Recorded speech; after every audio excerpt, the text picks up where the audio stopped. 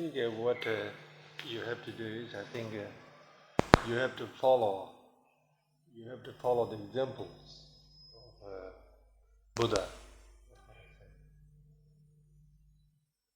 And we Tibetan Lamas and Buddhist monks or nuns, and we don't act like Christian priests, because we don't force the other people to believe Buddhism or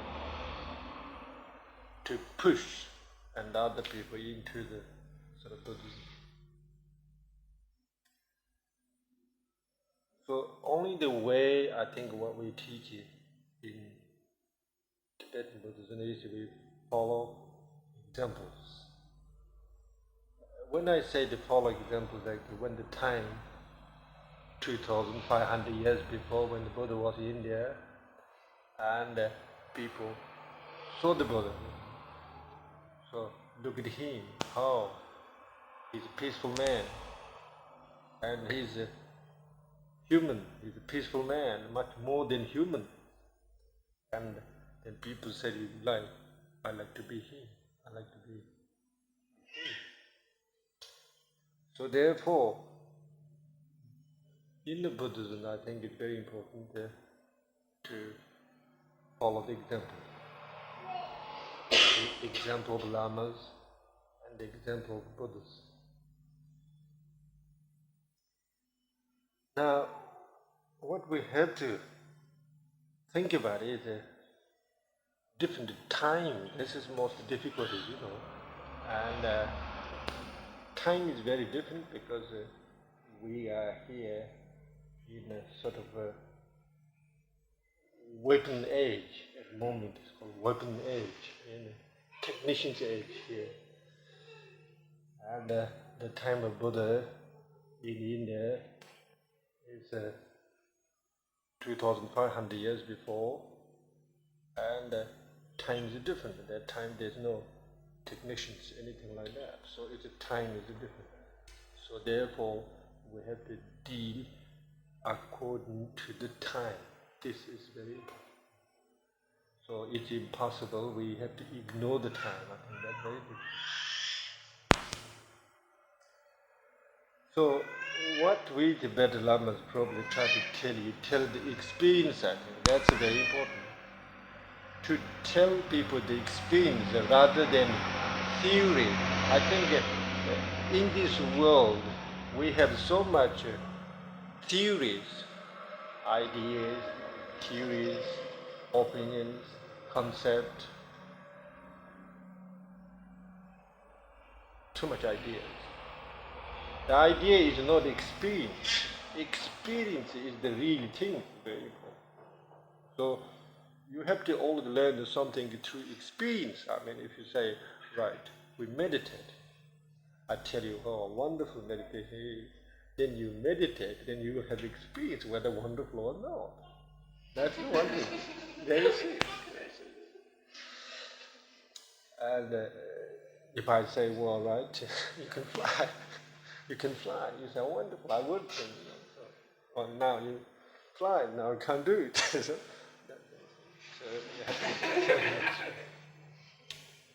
Now, the experience always brings you into the middle. That's, I think, very much that,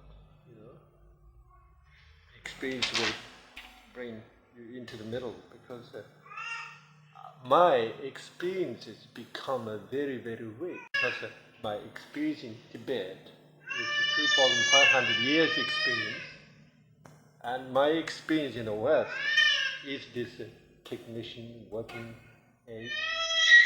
So this, when I have gone through that extreme and this extreme, the both extreme experiences help me to put right into the middle. So it is very vital. It is very vital, and to learn something through experience. But the experience is not always the same. Not always the same. And you go off to India, and and you have some experience, wonderful. And second time, you may not exactly same experience like that. So, not the same, but at last, the experience is the real thing. Real thing. I think that's very important. Experience the real thing. Experience love is the real thing.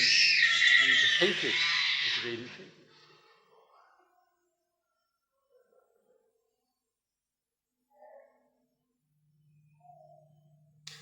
So therefore, I think it's what we call especially in the Kagrupa tradition, is direct experience.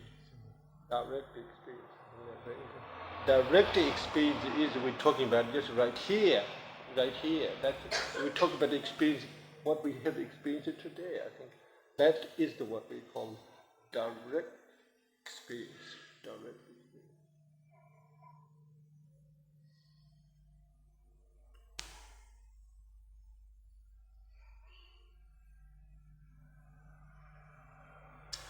Now,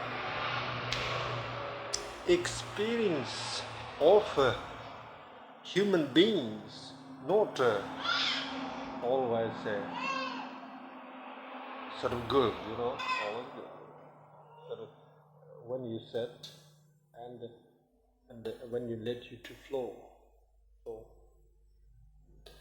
And in other words, we say spontaneous.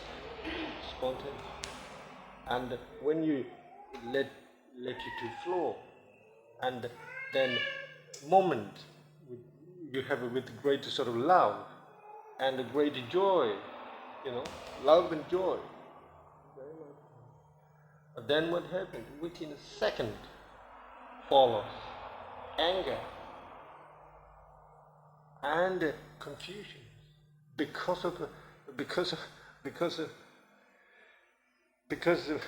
fear. Yeah, that's the big problem. Moment you have love, moment you have joy, and fear comes up. The fear interrupted you. Fear interrupted completely. And then you get angry. And then you get frustrated. Then you can do what to do, So therefore, all our life possible experience all the time, anger, worry, anxieties, frustrations, confusion, everything like that. Moment you something very clearly in your mind, and then you begin to see there's a nice person you are. You're a wonderful person, but you don't like to see that. You think you're awful. So fear of see love, fear of see joy, and fear of see what really you are. If I tell you something you're bad, something you're nasty, that's good, maybe you like it, don't like it, but well, probably you have enough to hear that, probably we'll see. All right? Very good.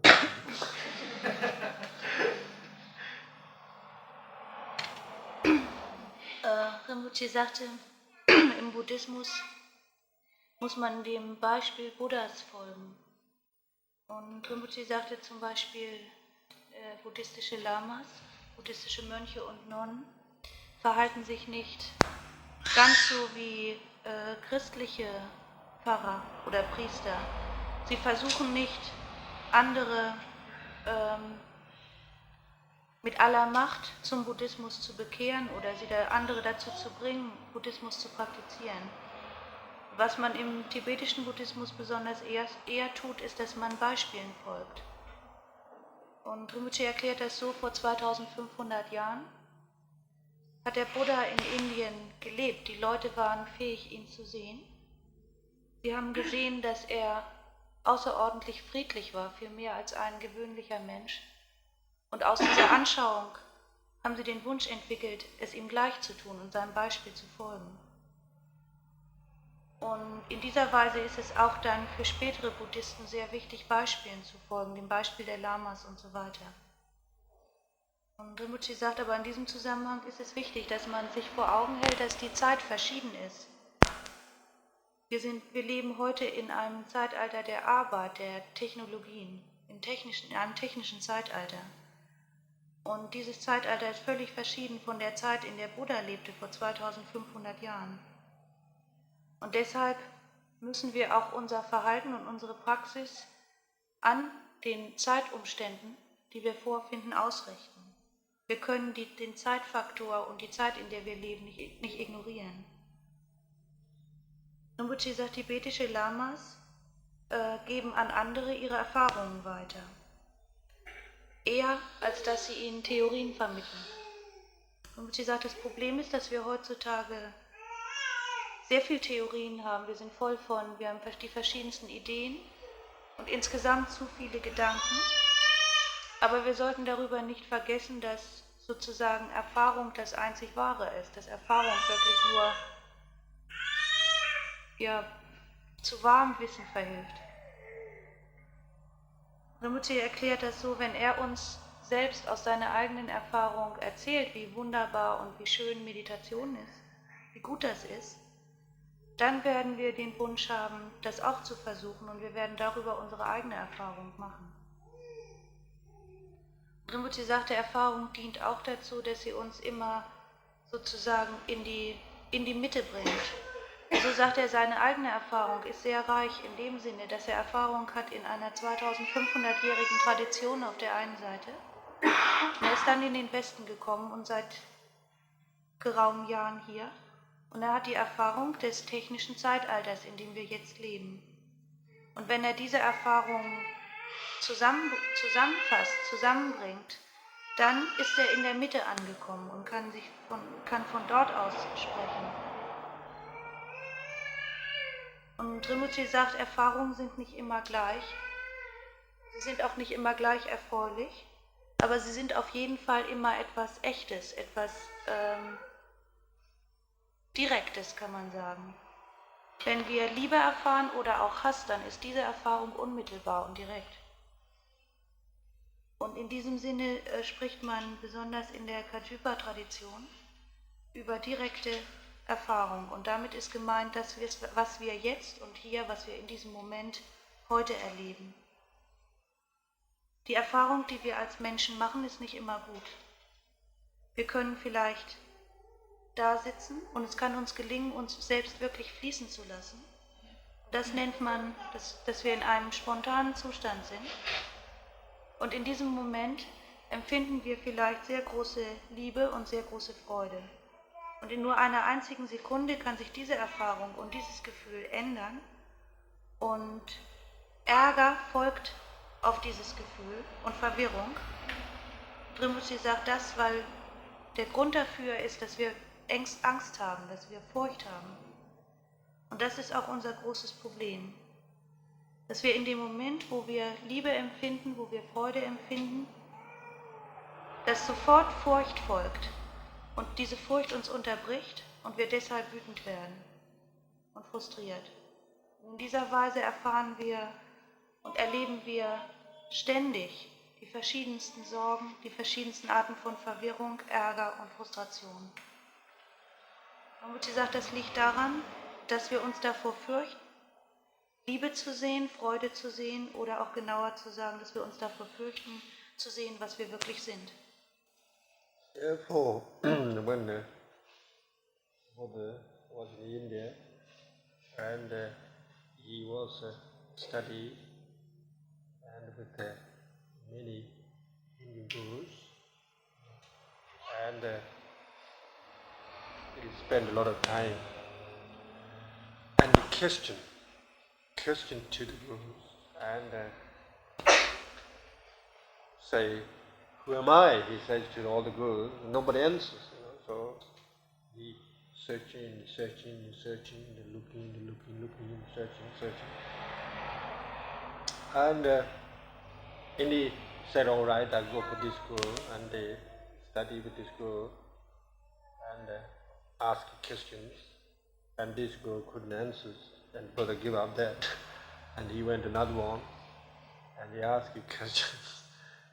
No, I couldn't answer who you are. And then he goes to another one, he asks you a question, who am I? No. eventually his experience is so bitter, so nasty, because his experience with all these gurus, they can't answer. And his experience with the world is so bitter, because that time in there so much pain, so much suffering, same like what he here. So such a bitter experience with Buddha and make him to move, very big move. He said, right, I will give up. Or none of these people can answer me to my answers. And it does look like he's a little bit depressed. He went away really, and he went under the tree and right, sitting down there. And he said meditate within 24 hours, morning, and then he became enlightened. So therefore, I think we all here in the West and the people in the East, I think we all humans, we all human beings, and we all equal. You got all mind, I got a mind, I got a speech, you got a speech, got a body, you got a body. And so therefore, we having rather bitter experience sometimes. We have bitter experience. For us, bitter experience to into the 20th century modern world. And you have a rather hard experience into the ancient way of life. And so therefore, this experience, we don't take it as a negative. No. You go to Himalayas, you see, I wouldn't say Himalayas. Himalaya is a tourism place now. Perhaps Pure Land, yes. and I think if you meet people, the people who live the way of life in the ancient way of life, and I think you try to be like them, you may have a little difficulties. I think you may have a little bit of bitter experience. But I think we don't take that experience as a negative. I think that's very important. But that experience is not a pleasant one sometimes, of course. And you try to read the books. In the book, they say some wonderful things, this and that, then you won't have experienced that, you couldn't have experienced that, and you get a panic, sort of an impatient, frustration thing, and everything goes like that. Now, what important thing like this is, I think we should never ever let ourselves be carried away. That is the very important thing. We never let the taking away by the one experience. No. That is the key. If we let us to taking over by this bitter experience or blessing out experience, and then you lost. Then you lost. Then you lost. Then you'll find who you are. The photograph there, So I think at the moment I have no problem. Anybody asks me, who am I? I'll take you photograph. Here you are.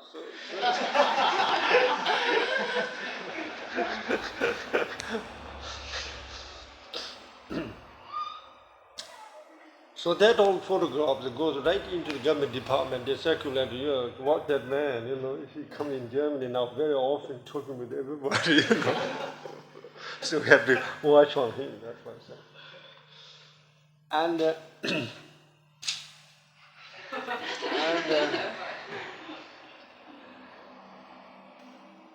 And so therefore, when we take over by one bitter experience and let us go completely, you don't see who you are, what you're doing. I think that's very, very important. Normally, I think we let us to take over by one experience, like a piece of wood, and carried by the rivers. Endless. And we never let us to carried away by us. I think this is very important. I think we all here now in this room, I'm sure, we all reached some training point. That's very important. Training point in your life. There's no time for you to waste your time. That doesn't mean you go that direction, that doesn't mean you go this direction, you go in the middle. I think that's difficult. It is a training point, really serious. So therefore no time, because some of the people here, I'm sure you have had enough, but experience enough. And so therefore it's very unnecessary to repeat this experience. And I always think about when you have some kind of mistakes we done, or something wonderfully done, it is human. I call that human. Nothing we get excited, nothing we need to depress. But my teaching is we are human. So therefore we must act in a human way. First, it's very important to develop, of course, the normal way, I say, love and joy. And sometimes you have a lot of love, but you have no joy. Love carried away, and at the end you're lost completely. You go and hug.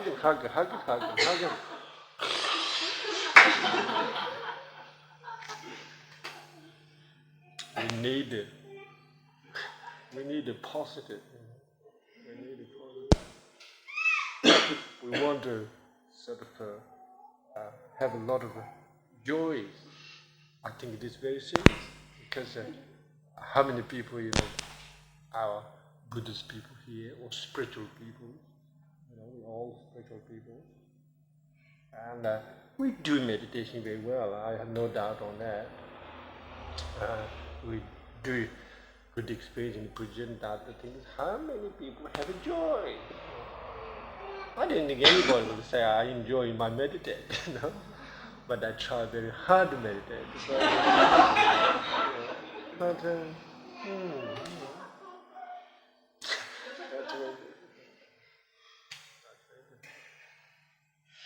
And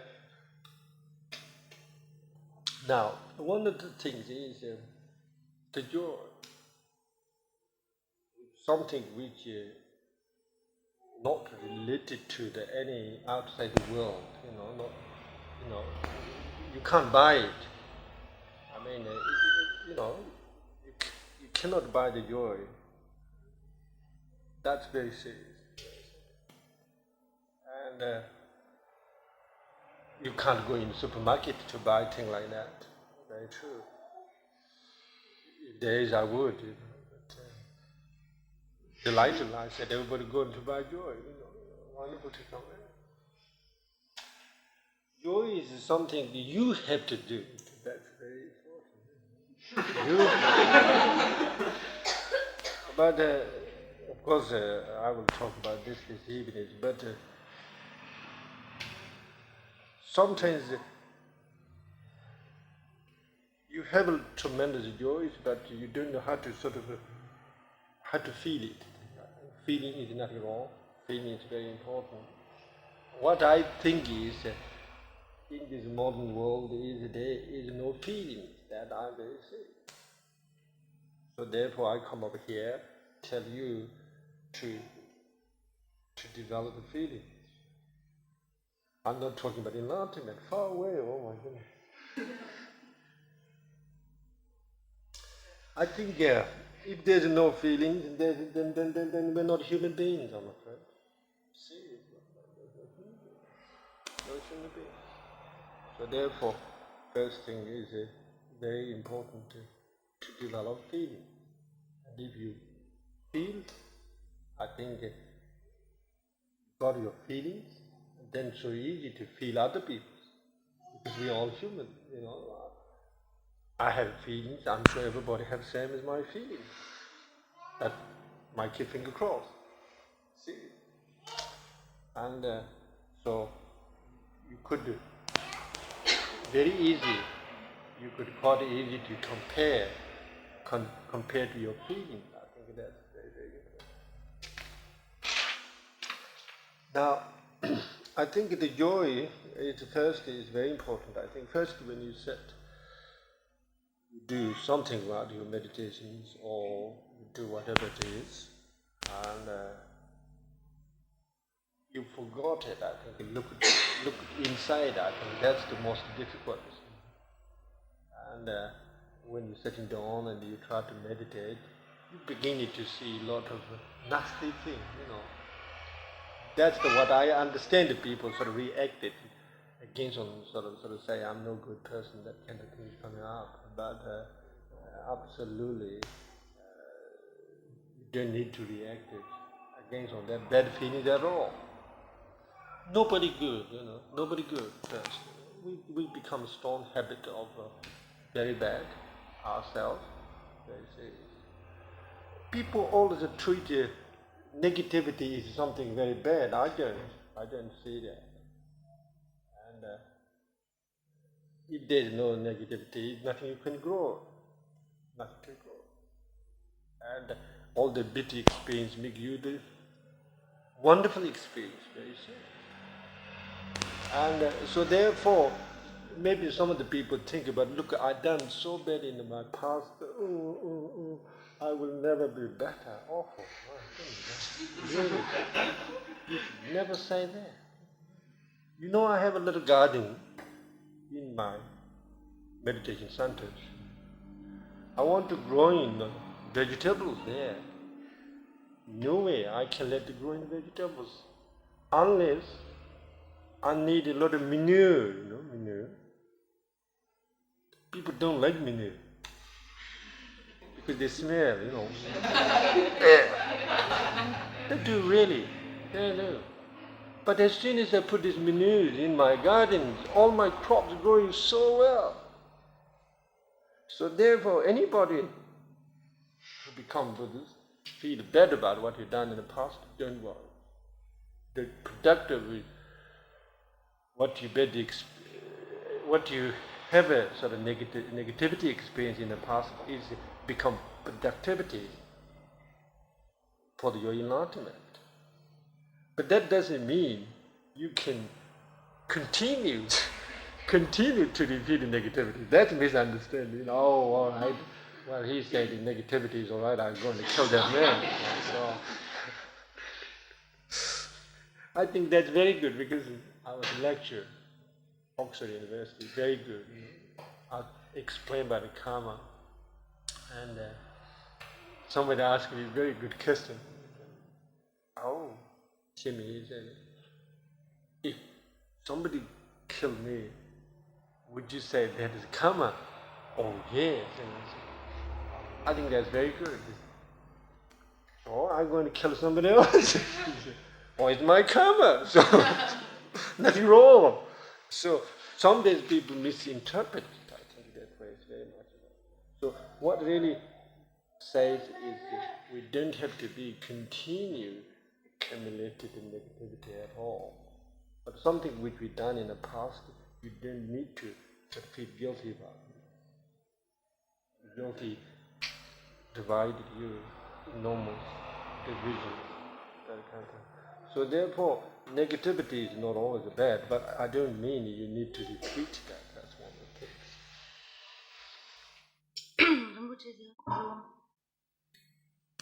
Das letzte war, dass sagte, dass wir eben oft diese Furcht haben, davor zu sehen, was wir wirklich sind. Und sagte, aus diesem Grunde hatte sich auch der Buddha in Indien aufgemacht und mit vielen Hindu-Gurus gelernt. Und hatte sehr viel Zeit damit verbracht, ihnen immer wieder die gleiche Frage zu stellen: Wer bin ich? Und hatte niemals eine Antwort bekommen. Und suchte daraufhin immer weiter, fragte jeden Lehrer, den traf, wer sei. Und wenn dieser ihm die Frage nicht beantworten konnte, suchte einen neuen Lehrer. So ging es eine lange Zeit weiter. Und mit der Zeit machte eine sehr bittere Erfahrung. eine bittere Erfahrung mit den Lehrern, die die Frage, die ihn wirklich beschäftigte, nicht beantworten konnten, und auch eine bittere Erfahrung in der Zeit in Indien, wo um ihn herum sehr großes Leid und Elend herrschte. Rinpoche sagte, diese bittere Erfahrung führte ihn zu einem grundlegenden Wandel, oder zu einem grundlegenden Schritt. Er sagte, gut, keiner kann mir meine Frage beantworten, also ging er weg, setzte sich unter einen Baum, meditierte und wurde erleuchtet.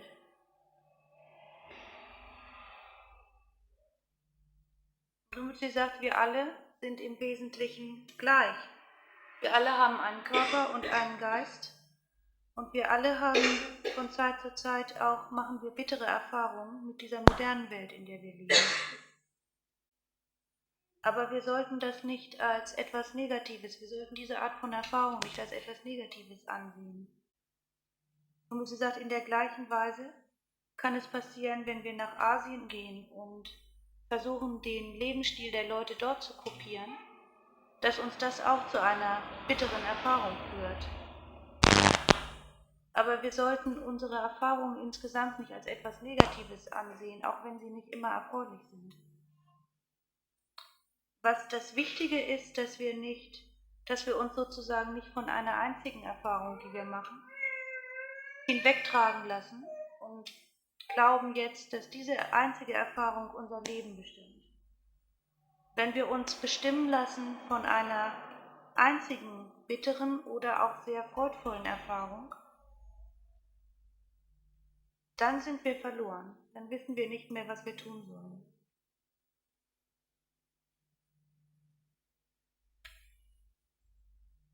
Und sie sagt, aus diesem Grunde ist es so, wenn wir uns überwältigen lassen von bitteren Erfahrungen, die wir machen, dann wissen wir nicht mehr, wer wir sind. Und wir werden davon getragen, wie als wenn wir von einem Fluss weggetragen werden. Rinpoche sagt, wir sollten jetzt verstehen, dass wir alle einen gewissen Wendepunkt in unserem Leben erreicht haben. In dem Sinne, dass wir keine Zeit mehr zu verlieren haben. Und Rinpoche sagt, das meint nun nicht, dass wir jetzt eine Entscheidung fällen, jetzt schlage ich diese Richtung ein oder jene, aber dass wir anfangen zu versuchen, uns in der Mitte aufzuhalten und in der Mitte zu gehen. Rinpoche sagt, wir haben bis zum heutigen Tage genug bittere Erfahrungen gehabt. Er sagte, wir alle sind menschlich. Wir müssen uns deswegen auch wie menschliche Wesen verhalten und auf eine menschliche Weise verhalten. Und es ist deshalb sehr wichtig, dass wir uns darum bemühen, Liebe und Freude zu entwickeln. Und sie sagt, manchmal fühlen wir sehr große Liebe zu jemand, aber wir gehen damit um, dass wir alles aus uns herauslassen, bis wir völlig erschöpft sind und dann ist es wieder vorbei. Das Problem ist, dass wir bei den meisten Dingen, die wir tun, nicht wirkliche Freude dabei empfinden. Und sie sagt, er hat gar keinen Zweifel, dass wir sehr viel meditieren und sehr fleißig sind in unserer Praxis. Aber wenn wir uns mal umsehen, uns fragen, wer dabei wirklich Freude hat, dann sind es nur wenige. Und die meisten würden sagen, ich bemühe mich aber sehr hart zu meditieren. Und das Problem ist dann, wie man nun Freude finden oder entwickeln kann. Man kann es nicht im Supermarkt kaufen. Das wäre ziemlich einfach dann. Aber es wird da etwas schwierig, wo wir feststellen, dass Freude oder Glück etwas ist, was wir selbst bewerkstelligen müssen. Das ist aus uns selbst, was wir selbst uns verschaffen müssen. Und manchmal ist es auch so, dass wir sehr große Freude empfinden, aber sehr große Freude haben, aber wir wissen nicht, wie wir sie empfinden sollen, wie wir sie fühlen sollen. Und sie sagt, gerade in unseren modernen Zeiten sind Gefühle sehr wichtig. Wenn wir keine Gefühle haben, sind wir keine menschlichen Wesen. Es ist deshalb sehr wichtig, dass wir lernen, überhaupt Gefühle zu entwickeln. Wenn wir eigene Gefühle haben und die auch zulassen können, dann wird es uns auch leicht fallen, Gefühl für andere zu haben. Und sie sagt das in der Weise, dass wir, wenn wir erst einmal ein Gefühl für uns selbst haben, wenn wir sehen, was uns selbst Freude macht und was uns Kummer macht, dann können wir diese Gefühle auf andere übertragen. Wir können uns selbst mit anderen vergleichen und feststellen, dass wir nicht verschieden sind und deswegen auch davon ausgehen, dass andere diese gleichen Gefühle haben. Wir können in dem Sinne lernen, über den Vergleich der Gefühle auch Gefühl für andere zu entwickeln. Und sie sagt, es ist sehr verständlich, dass viele von uns dazu neigen zu denken, wir taugten nichts und wir wären nichts wert. Er sagt, es ist so, wenn man anfängt zu meditieren, dann sieht man zunächst, oder den meisten, so gut wie jedem geht es so, dass man dann zunächst eigentlich nur sehr hässliche Dinge wahrnimmt. Das führt dann dazu, dass wir denken, wir taugen nichts. Und sie sagt, das sollte man nicht denken. Niemand ist am Anfang gut. Wir alle haben sehr starke Neigungen und Gewohnheiten von negativem Verhalten. Aber wir sollten auch verstehen, dass ohne Negativität nichts wachsen kann. Und deswegen sollten wir nicht sagen, ich habe in der Vergangenheit so viel Schlechtes getan, ich werde mich nie ändern, aus mir wird nie was werden, ich werde nie besser werden. Rinpoche gibt ein Beispiel und sagt, im Kammhaus hat er einen Garten, wo sie Blumen und Gemüse anbauen. Und Rinpoche sagt so, ohne Dünger, ohne Mist wächst in dem Garten überhaupt nichts. Es ist nun so, dass die meisten Leute Mist nicht sehr gerne haben, weil er stinkt. Aber wenn man das dann im Garten verteilt, dann greifen alle Früchte heran. In dieser Weise sollten wir auch verstehen, dass das Negative oder das Schlechte, was wir getan haben, ein produktiver Faktor hin zur Erleuchtung wird. Das sollte man gleichzeitig nicht missverstehen. Das bedeutet natürlich nicht, dass wir nun fortfahren sollten, Negatives weiterhin zu tun. Wie gesagt, in dieser Weise wird das manchmal missverstanden. Was er damit sagen will, ist, dass wir auf der einen Seite natürlich nicht damit fortfahren sollten, Negatives zu tun oder etwas zu tun, was anderen schadet, aber wir sollten uns auch nicht schuldig fühlen für das Schlechte, an das wir uns erinnern, was wir in der Vergangenheit getan haben, weil wir es zu einem positiven Zweck einsetzen können. When sort of negativity comes in our mind, and very important not to reject. I think that's very important.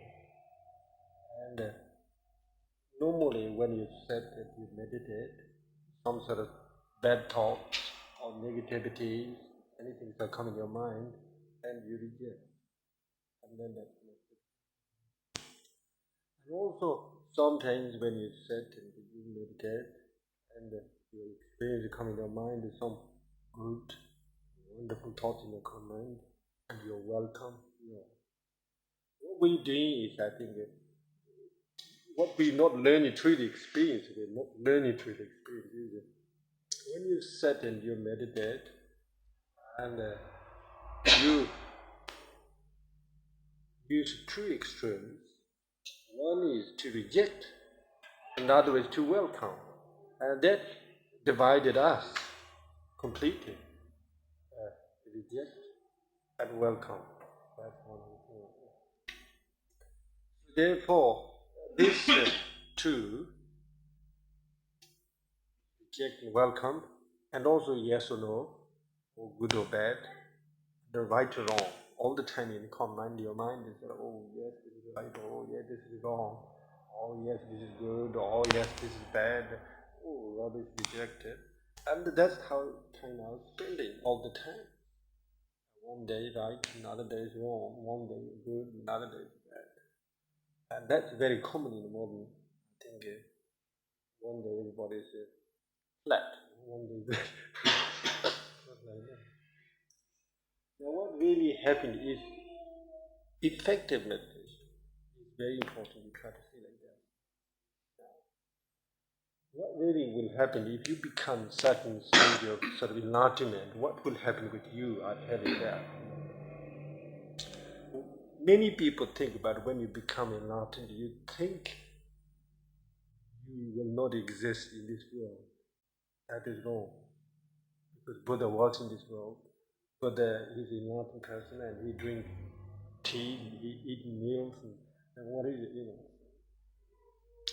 What happens is when you meditate or practice anything that you meditate, you reach to a certain stage your mind, right?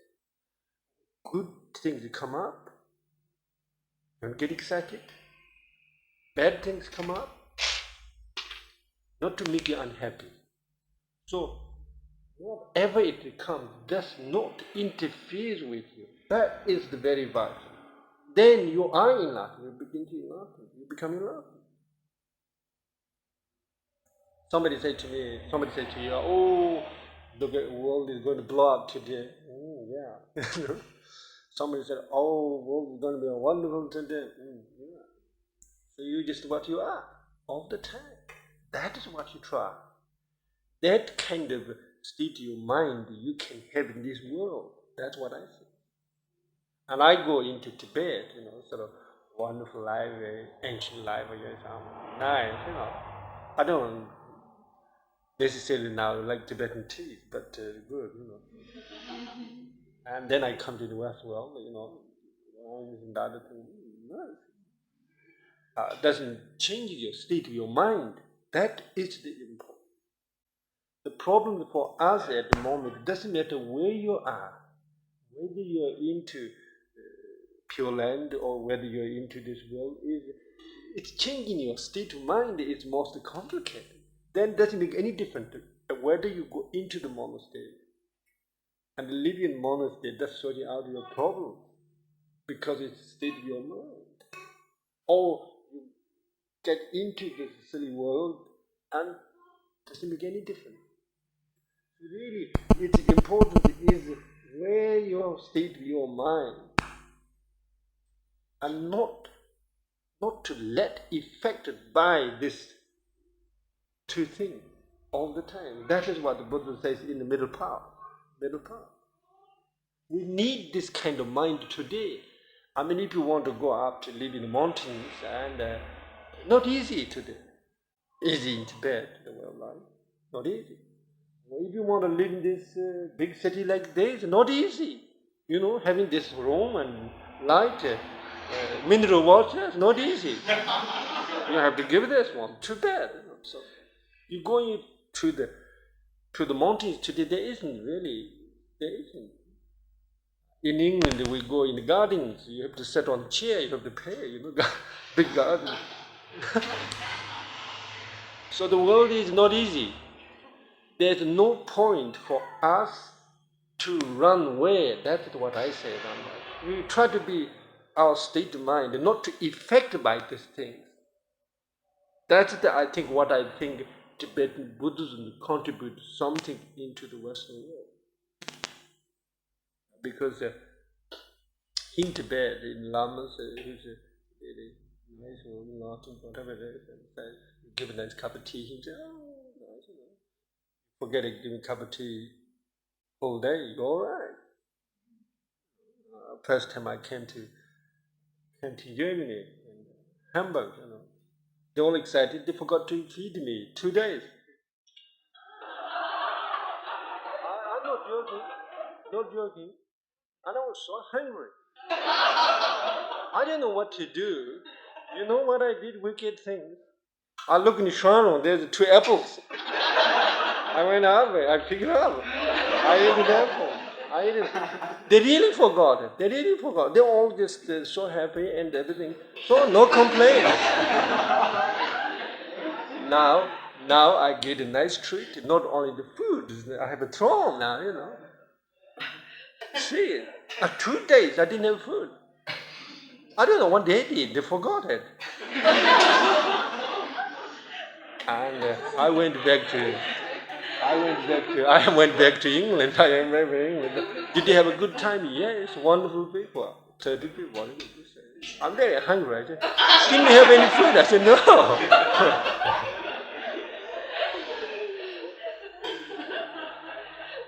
So nothing affected that. I think that's one of the things the meditation stages helps with you, because the whole idea probably I spent my lifetime in the monastery and to study and to practice. Maybe that's what helped with me.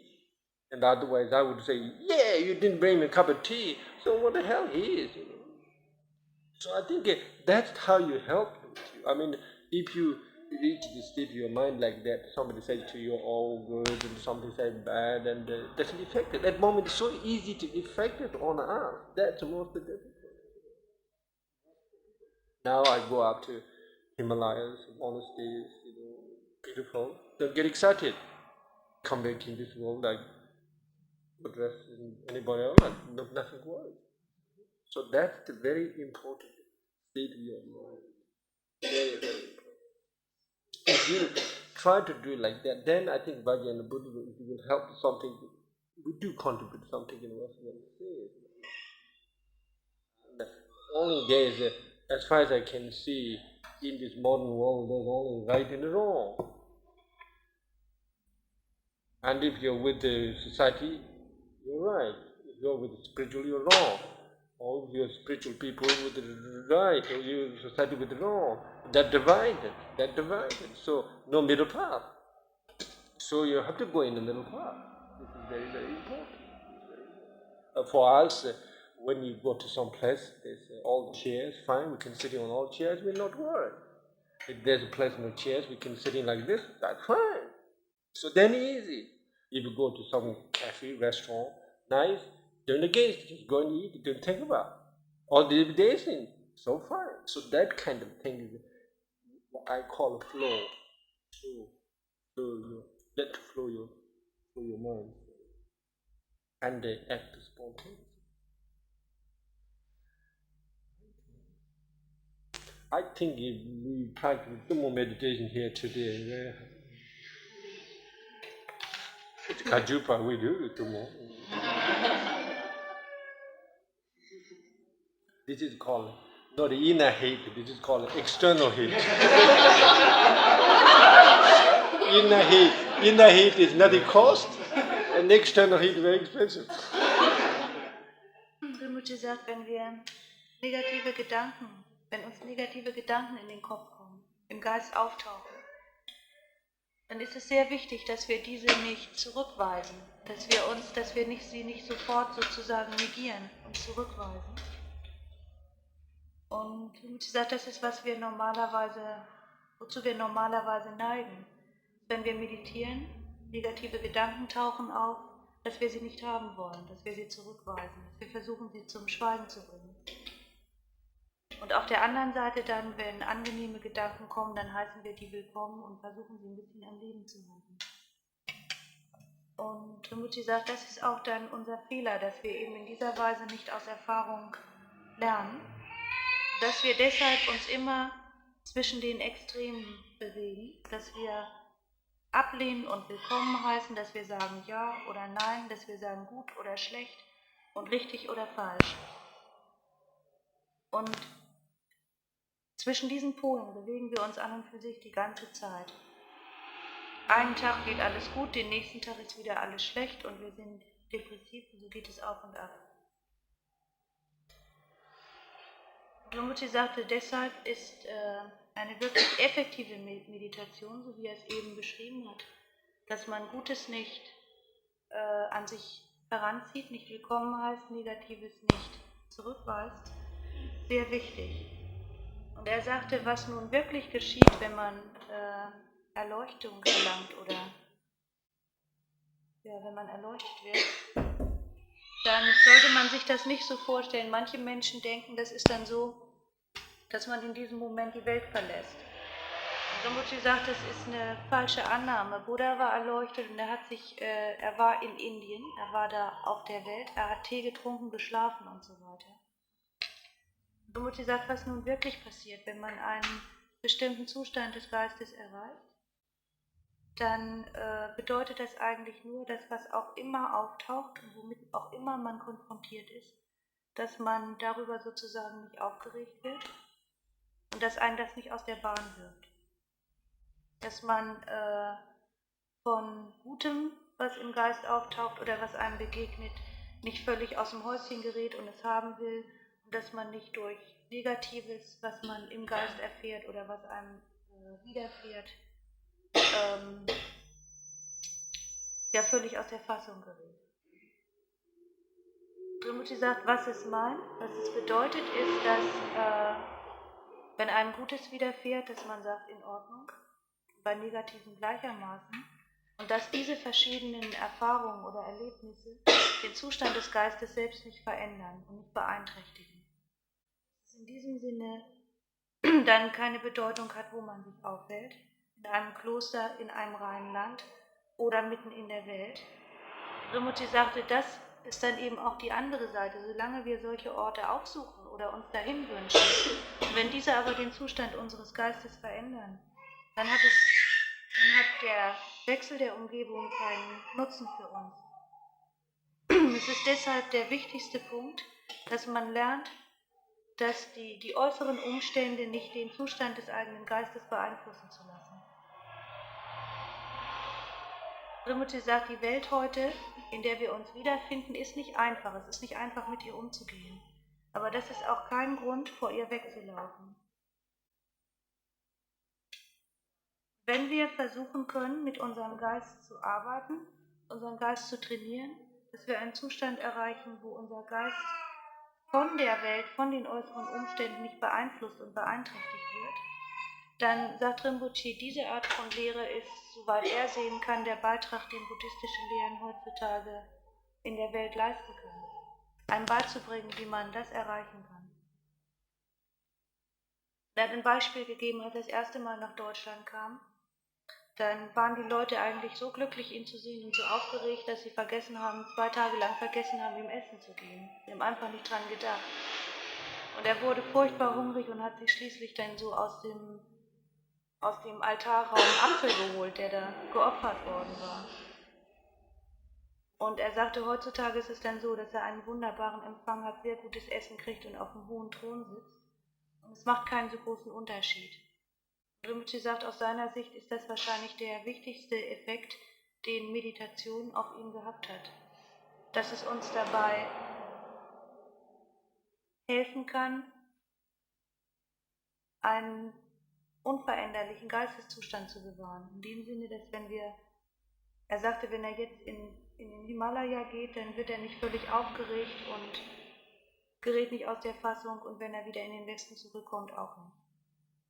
Deshalb ist der wesentlichste Punkt, oder das Wichtigste, der Zustand unseres Geistes. Wenn wir das verstanden haben, dann wird auch Vajrayana-Buddhismus verhältnismäßig einfach. Und sie sagt, soweit, in unserem jetzigen Zustand sind wir immer hin und her gerissen zwischen richtig und falsch. Wir müssen daher lernen, in der Mitte zu sein. Wenn wir das lernen, dann sagte er, das ist das, was er in anderen Worten nennt, dass wir lernen, unseren Geist fließen zu lassen und spontan zu handeln. And now, what you have to do is, I think, as I said, when you comes to good or bad, or negativity or positivity come in your mind, is instead of sort of reject or welcome them, is just let them to go past. Let them to go past. I think that's the one thing. And that's the key. Then many people you would think about how do I do it? It's impossible to do it like that, but you can. Sometimes you think about the good or bad, how to let it go through without interfering. But if you look in the rivers, or you have a goldfish in the water, fish go without interfere with the water. Fish doesn't interfere with water. So therefore, if you treat your experience, if good or bad thoughts come in mind, let them to go passing through. Then one day, all your good or bad thoughts will go through just like goldfish, without interference. Therefore, I think what we do at the moment is the problem is, I think we're like inside this room, and there's somebody out there. and somebody knocking your door, and you say hello, you open the door. Then what we doing at the moment is say, then what's your name? Come in, have a cup of tea. Then you can't get rid of it. So therefore, all the thoughts comes in your mind. What really you have to do? Hello, goodbye. Hello, goodbye. Hello, good. Eventually, all they want out. They're fed out. Oh, this man is not going to be welcome. This man is not going to be accepted. I had enough, so thought will flow. So that is how that's the way you to do. Okay, and so maybe you can ask me some questions, and then we'll do it. If I keep too long, then you'll never invite me in Germany back again.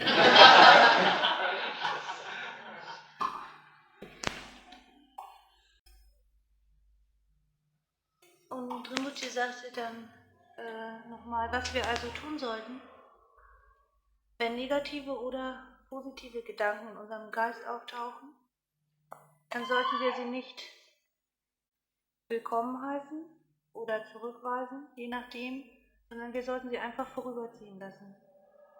Und sie sagt, das ist das, was wir normalerweise nicht tun. Normalerweise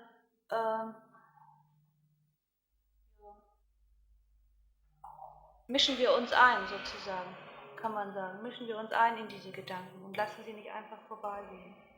Er hat es in einem Bild erklärt, wenn wir in einen Fluss sehen und wir sehen da einen Goldfisch schwimmen in dem Fluss, dann schwimmt der völlig mühelos durch das Wasser und es sozusagen kommt in keinerlei Konflikt mit dem Wasser. Er gleitet einfach so durch. Und wenn es uns gelingt, oder wenn wir uns darum bemühen, immer weiter so, wenn gute oder schlechte Gedanken auftauchen, sie weiterziehen zu lassen, sie vorbeigehen zu lassen, sie ihren eigenen Weg nehmen zu lassen, dann werden wir feststellen, dass eines Tages auch unsere guten und schlechten Gedanken durch unseren Geist genauso mühelos ihren Weg nehmen wie der Goldfisch durch das Wasser. Und sie sagt, das Problem ist, dass wir sehr oft mit unseren Gedanken so umgehen, als hätten wir ein Haus und da klingelt jemand und es ist an und für sich ein unwillkommener Besucher, wir wollen ihn gar nicht sehen. Aber wir machen die Tür auf und sagen nicht nur guten Tag, sondern fragen ihn auch gleich, wie er heißt und bitten ihn herein. Was wir stattdessen vielleicht tun sollten, ist, dass wir guten Tag sagen und danach auch auf Wiedersehen. Und wenn die Leute erstmal feststellen, dass man sie nicht hereinbittet, dann werden sie das auch müde und haben keine Lust mehr, weil sie merken, es nützt doch nichts. Und in dieser Weise sollten wir auch mit unseren Gedanken umgehen, seien sie gut oder schlecht. Und sie sagte, wenn er zu lange macht, dann werden wir vielleicht müde und deswegen können jetzt noch Fragen gestellt werden.